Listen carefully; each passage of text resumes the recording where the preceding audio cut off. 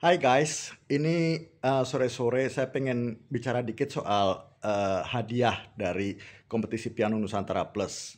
Jadi memang hadiahnya untuk para pemenang adalah salah satunya bisa langsung masuk babak final di Ananda Sukarlan Award tahun depan 2025 tanpa melalui babak semifinal atau penyisihan ya. Jadi bisa langsung masuk finalnya.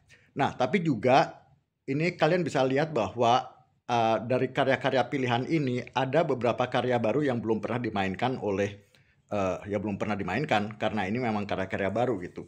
Nah, ini karya-karya baru itu nanti akan saya dedikasikan, jadi akan ditulis di partiturnya, di atas judulnya, ini dedicated untuk siapa gitu, si pemenang itu. Bahkan sang pemenang itu kalau misalnya mau dedicated buat kekasihnya kayak atau buat siapa gitu, itu bisa aja, jadi bisa request ke saya. Ditulisnya begini ya, dedicationnya untuk siapa gitu. Nah, sekarang apa gunanya sih punya karya dedicated kepada sang pemain atau bahkan sang pemain itu memainkan pertunjukan perdana dari satu karya tersebut. Yang pertama tentu aja adalah bahwa itu adalah menjadi bagian dari sejarah.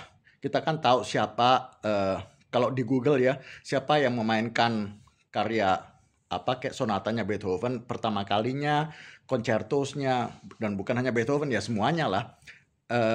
Termasuk ada konflik-konflik misalnya violin concertonya Benjamin Britten. Eh, Cek aja di Google itunya gimana, intrik-intriknya gimana. Tadinya harusnya ditulis untuk siapa, tapi akhirnya dimainkan oleh siapa dan sebagainya. Nah, itu akan menjadi bagian dari sejarah. Selain itu, untuk karir seorang pemain, ini berdasarkan pengalaman saya waktu saya masih muda ya. Saya banyak memainkan world premiere, jadi pertunjukan perdana dari karya-karya tersebut, dan juga dedicated. Saya adalah dedikati dari banyak sekali karya-karya baru untuk piano solo.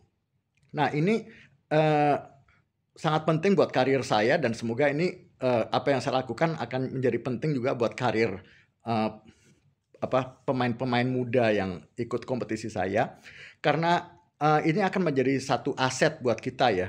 Jadi kita bisa punya satu yang membedakan di konser-konser kita juga banyak banyak sekali demand misalnya dari komposer ini untuk dimainkan karyanya dan sang produser itu lihat karya ini sebenarnya ditulis untuk siapa dan siapa yang paling pas untuk memainkannya, bahkan yang direkomend oleh komposernya itu siapa pemainnya gitu kan.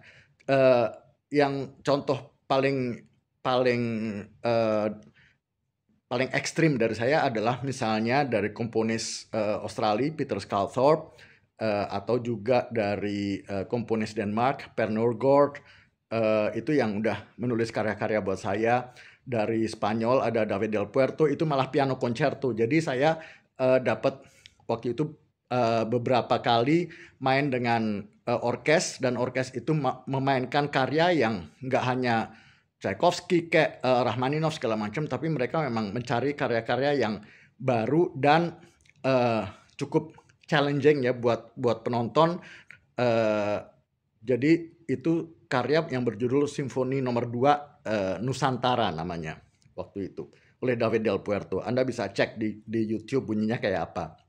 Nah, itu jadi aset yang sangat penting buat para pemain-pemain, dan ini memang sebenarnya hal ini lebih valid untuk di luar negeri ya.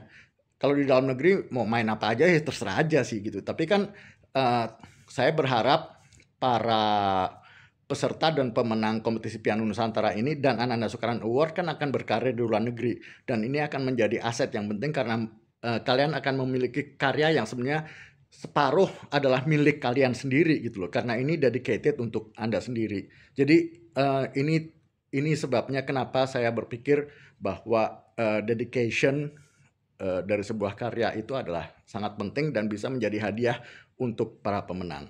Oke, thank you.